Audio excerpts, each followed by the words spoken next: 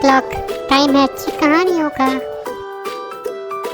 अद्दू एक छोटा लेकिन बेहद होशियार लड़का था। उसका कमरा तारों, पुर्जों और पुराने गैजेट्स से भरा हुआ था। वो हर टूटे फूटे सामान को खोलता, कुछ नया जोड़ता और फिर कुछ अनोखा बना देता। उसके माता पिता कहते, कभी इन चीजों से बाहर निकलो अद्दू। लेकिन अद्दू की असली दुनिया वही गैजेट्स थे। एक दिन उसे कबाड़ वाले चाचा से एक पुराना रेडियो मिला। अद्दू की आंखें चमक उठी। वह रेडियो उठाकर घर ले आया और उसी शाम काम में जुट गया।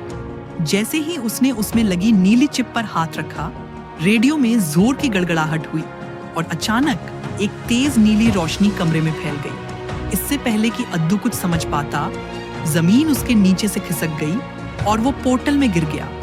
जब उसने आंखें खोलीं, तो वह एक जंगल में था। लेकिन यह कोई आम जंगल नहीं था। यह था मशीनों का जंगल। यहाँ पेड़ की जगह एंटेना लगे थे, पत्ते सीडीआरओएम से बने थे और हर तरफ से अजीब आवाजें आ रही थीं। Click, beep, buzz. तभी एक पुराना लैपटॉप उसके सामने कूद पड़ा और बोला, स्वागत है मानव, तुम्हें देखकर अच्छा लगा। एक टोस्टर चिड़िया ऊपर उड़ता हुआ बोला, इसे देखो, असली इंसान आया है। अद्दू हैरान रह गया। यह दुनिया पूरी तरह मशीनों की थी और यहाँ के हर यंत्र को जीवन मिला था। शुरू में तो अद्दू को बड़ा मजा आया। वह बोलते रोबोट्स के साथ दौड़ा, गैजेट नदी में नहाया और एआई पेड़ों से बातें की। वहाँ के निवासी उसे टेक प्रिंस कहने लगे, क्योंकि वह तकनीक को इतनी गहराई से समझता था। लेकिन उसकी एक आंख कैमरा जैसी हो गई थी। उसकी उंगलियां अब यूएसबी केबल की तरह लगने लगी थी। ये क्या हो रहा है? अद्दू घबरा गया। मशीन जंगल के राजा ने बताया, हर इंसान जो इस दुनिया में आता है, वह धीरे धीरे मशीन बनता जाता है। तुम अब हमारे जैसे बन रहे हो। अद्दू कुछ सोच ही रहा था कि अचानक मशीनों की दुनिया में हड़कंप मच गया। आसमान काले बादलों से ढक गया और बिजली की तेज चमक के साथ जमीन कांप उठी। एक विशाल दरार जैसी चीख हवा में गूंजी और फिर वहां प्रकट हुए एलियन यान।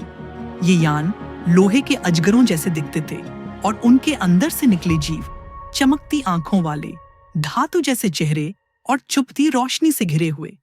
ये एलियन अक्सर दूसरी दुनियाओं से मशीनें चुराने आते थे।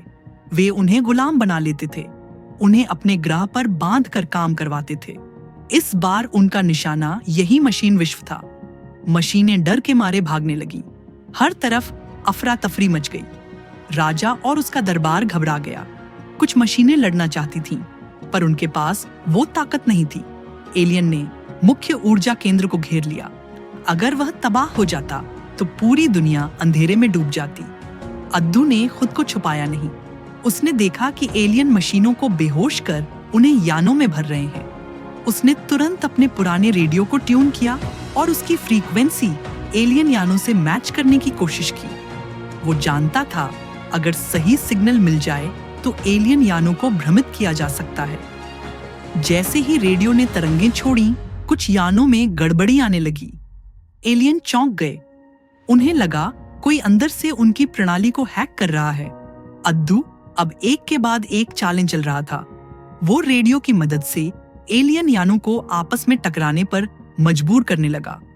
इसी बीच राजा और कुछ मशीन सैनिकों को अद्दू ने संगठित किया।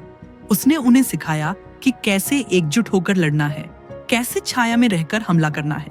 अब मशीनें केवल लोहे की नहीं थीं, उनमें अद्दू की इंसानियत और रणनीति की चिंगारी भी शामिल थी। युद्ध कई घंटे चला। एलियन पीछे हटने लगे। जब उनका मुख्य यान नष्ट हुआ तो बाकी बचे एलियन भाग गए। मशीनों की दुनिया को बचा लिया गया था। राजा बहुत भावुक था। उसने अद्दू को धन्यवाद दिया और कहा, अब तुम यहाँ के राजा बनो, तुम्हारा ही हक है। पर अद्दू मुस्कुराया और बोला, नहीं, आपको ही यहाँ का राजा रहना होगा। आप इन सबको मुझसे बेहतर जानते हैं। मैं सिर्फ इंसान हूँ, इंसानियत सिखाने आया था।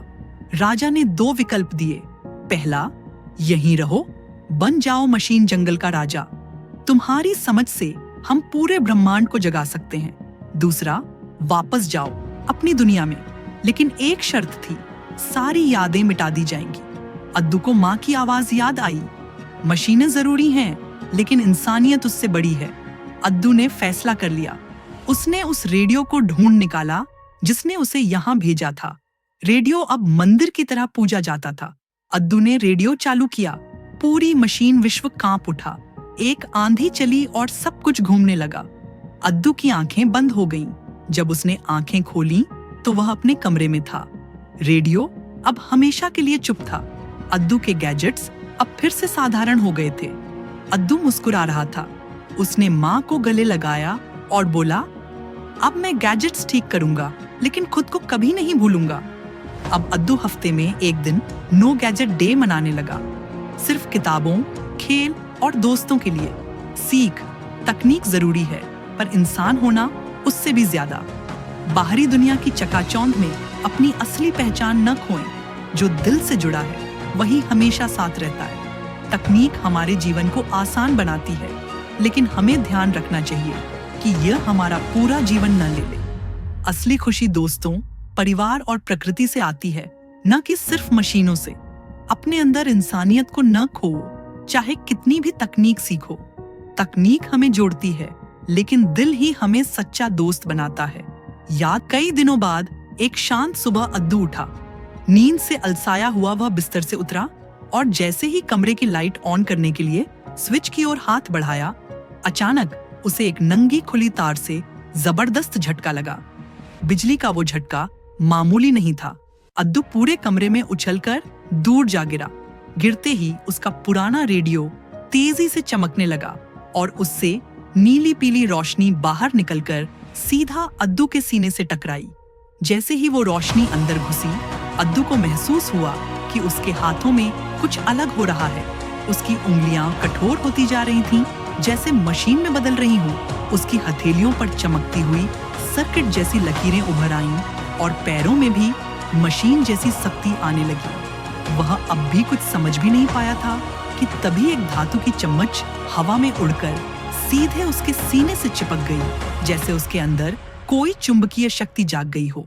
उसकी धड़कनें तेज हो गईं और अब उसकी आंखों से स्कैनिंग बीम निकलने लगी, जैसे कोई रोबोटिक सेंसर सक्रिय हो गया हो। उसने इधर उधर देखा तो पाया कि उसका रेडियो अब धीमे धीमे ठंडा पड़ने लगा था और उसकी चमक कम हो रही थी। तभी उसके मन में एक रहस्य खुला। ये शक्ति स्थायी नहीं है। जब तक रेडियो की बैटरी चार्ज रहेगी, तब तक ही वो मशीन मैन रहेगा। उसने रेडियो की बैटरी की ओर देखा, जो अब धीरे धीरे डाउन हो रही थी। अद्दू समझ गया कि अब वह एक आम बच्चा नहीं रहा। उसके अंदर अब एक मशीन का दिल धड़क रहा है, लेकिन ये दिल सिर्फ तब तक चलेगा जब तक उसमें ऊर्जा है। और इसी तरह उस दिन अद्दू एक झटके और एक रहस्यमयी रेडियो की वजह से बन गया मशीन मैन। अगर वीडियो पसंद आया हो तो लाइक करें, शेयर करें और चैनल को सब्सक्राइब करना न भूलें।